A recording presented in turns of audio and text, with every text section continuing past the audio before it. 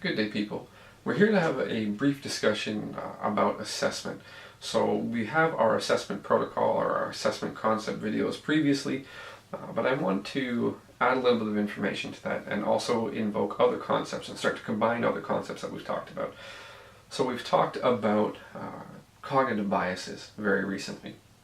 Now, talking about those cognitive biases and the stories that we tell ourselves. So oftentimes in osteopathic manual therapeutics, we will find a movement dysfunction and we will say that it's associated or causative of some sort of visceral pathology, right? Which we really shouldn't be doing because we're probably not accurate. We haven't considered other diagnostic approaches which help us better identify or help medical professionals better identify what may actually be going on with a patient. When we are testing, when we are assessing in osteopathic manual therapeutics and other therapeutic or manual therapeutic modalities, what we are really looking at is motion, and that is all. Okay? Scientifically, when you perform a test, regardless of what the test is, it can only give you the result of that test. It doesn't give you anything else. Anything beyond the clear-cut result of that test is essentially associative, or it's supposition, or it's hypothetical. It's not necessarily proven. So in manual therapeutics, you're going to perform a motion test. You're going to ask a person to move their arm. Wherever their arm moves, that's the result of the test. So you have a clear-cut motion that you're trying to create. The person will perform that motion to a degree, however far they are able to go. You want to compare that side to side so that you have your comparatives, but the motion is the motion. It is nothing more. So when you do a movement test, make sure all you're thinking about is how far it moves, or does it move, or what's the quality of motion. But you're only ever thinking about motion because that's all you're testing. When you have somebody side bend to the right or laterally flex to the right, you are not finding out in an accurate way if there's a problem with their liver, if there's a problem with their gallbladder. You are accurately finding out if MSK structures will collectively allow that motion. If you have reason to believe that there's a visceral pathology or a pathology of any kind with a patient, you would want to refer in order for them to have more accurate and more in-depth medical diagnosis, including imaging and blood work. You can do this associative reasoning or this post hoc reasoning. So if a patient comes in and they're complaining of indigestion when they eat a package of bacon or an avocado or something else that's high fat, because of that symptom, because of that report, you can begin to have some form of assumption that there may be something going on with the gallbladder or the liver, but you have no place as to suggest that it definitely is. You require more proof, especially in today's day and age, where we seem to have more proof. So you'd want to send that out. If you happen to hear that piece of information, that symptom, when I eat an avocado, I have indigestion, and you see a coronal problem in and around the ribs, the lower ribs on the right, you have the opportunity to do that concept of what you see is all there is, to associate those two things. Do not do that out loud, because you could very easily be wrong. Your patient could be scared. Keep that to yourself, right? Depending on the jurisdiction that you're in, where you live when you're watching this video, you may have the opportunity to create diagnostics as an osteopathic professional. However, in most places, you would be considered part of the complementary and alternative health group. You do not have the legal authority to make a diagnostic of any kind, so you shouldn't even be trying. And also, the tests that osteopathic manual therapists or practitioners use are motion tests. That's all they are.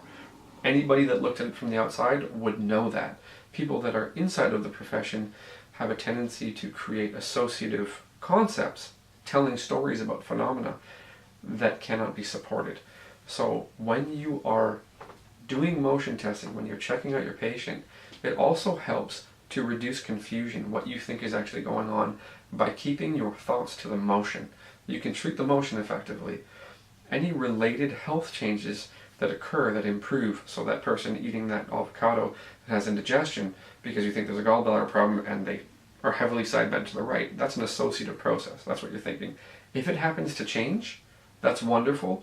You have a piece of correlational information. The symptom changed because of the motion changed. That's not necessarily the truth, that's not absolutely provable, but you have a clinical correlation that you can build upon. And that's wonderful, that's awesome, it's great that their health changed. But many times what you will find is somebody comes in with a symptom they're moving much better and the symptom doesn't change. And that's clearly because there's a pathology or a problem with that individual, with that patient, that cannot be solved through mechanical means. It needs something else. That's why we need to stay open-minded, understand that no therapeutic is a panacea, and that everything has the opportunity to become better. So we need to stay open-minded and not think all these other stories. What we want to think is motion, motion, motion. We are very good at changing motion. We're not as good at changing, at absolutely changing pathological health states. Over time, it hasn't seemed to be the case. Osteopathic manual therapeutics in hospital settings and in medical settings seems to be very helpful at improving healing times with a lot of things, post-surgery and whatnot. However, as a standalone, it doesn't necessarily seem to provably change as many health concerns as we'd like. Wonderful for MSK complaints. Quite often, there are relational changes in reported symptomatology, but not necessarily proven pathology. So remember, it will help you. And also, as you're assessing a patient, trying to figure out what to do, if you're thinking about their liver or their pituitary or their thyroid, you're going to very likely miss the motion problem that would help that patient immensely. So if there is a relationship between visceral pathology and a mechanical motion problem, and you're thinking about their thyroid as opposed to the motion that's clearly dysfunctional, you're going to miss what to do for that patient. So keep your head, keep your mind, keep your eyes, keep your hands on motion. And if you are thinking about visceral pathology, you have every right to do so. If you're thinking about physiological discord, you have every right to do so. I can't take that away from you. But remember, it's probably an associative process. It is not likely provable by you unless you are working in concert with somebody who can do deeper diagnostics. If you keep your eyes, your hands, your mind on motion, you will be able to help your patients in a much more useful way than if you're trying to create some form of treatment plan to alter their thyroid function. Again, if there is a problem with thyroid function and there is a mechanical problem and they are related, you have to find the mechanical problem.